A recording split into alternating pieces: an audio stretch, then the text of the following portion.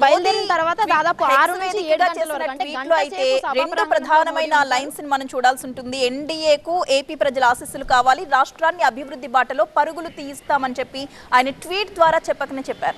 అయితే ఈ నేపథ్యంలో ఆయన ప్రసంగం ఎలాంటి అంశాలకు వేదిక కాబోతుంది అని అనుకోవచ్చు.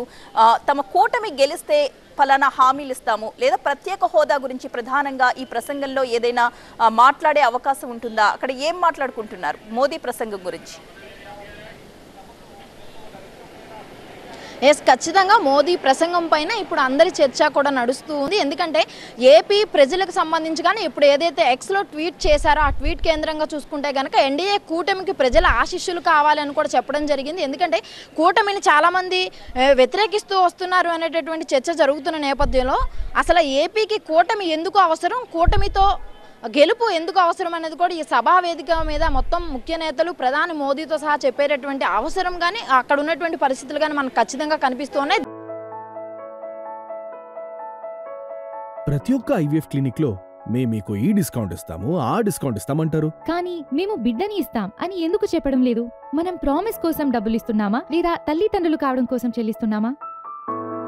నోవా ఐవీఎఫ్ దాగిన ఖర్చులుండవు, మీరు నమ్మగల నైపుణ్యం మాత్రమే.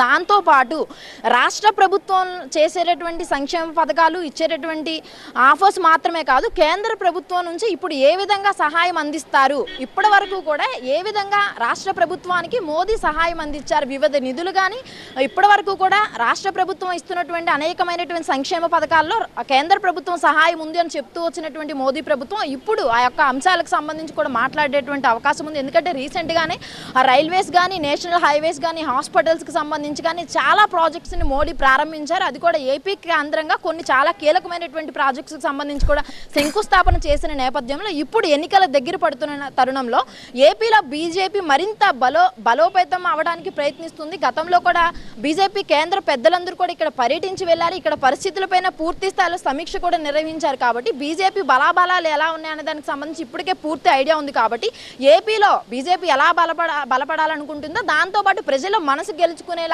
మోదీ ప్రసంగించే విధంగా కూడా ఇప్పటికే సిద్ధమైనట్టు మనకు తెలుస్తోంది. సో ఓవరాల్ గా అయితే కేంద్రం ఏ విధంగా సహాయం చేయబోతుంది, ఏపీ ప్రజలకు బీజేపీ గానీ ఈ కూటమి గెలుపు గానీ ఎంత అవసరం అనేది ఈ యొక్క సభా ప్రాంగణంగా చెప్పేటటువంటి అవకాశం అయితే క్లియర్ గా ఉంది. Right, thank you Kranthi. ఏపీలో సరికొత్త రాజకీయ దృశ్యం ఆవిష్కృతం కాబోతోంది. దాదాపు 10 సంవత్సరాల తర్వాత ప్రధాని నరేంద్ర మోదీ, టీడీపీ అధినేత చంద్రబాబు, జనసేన అధినేత పవన్ కళ్యాణ్ ఒకే వేదికపై కనిపించబోతున్నారు. దానికి సంబంధించిన దృశ్యాలు కూడా మనం చూడొచ్చు.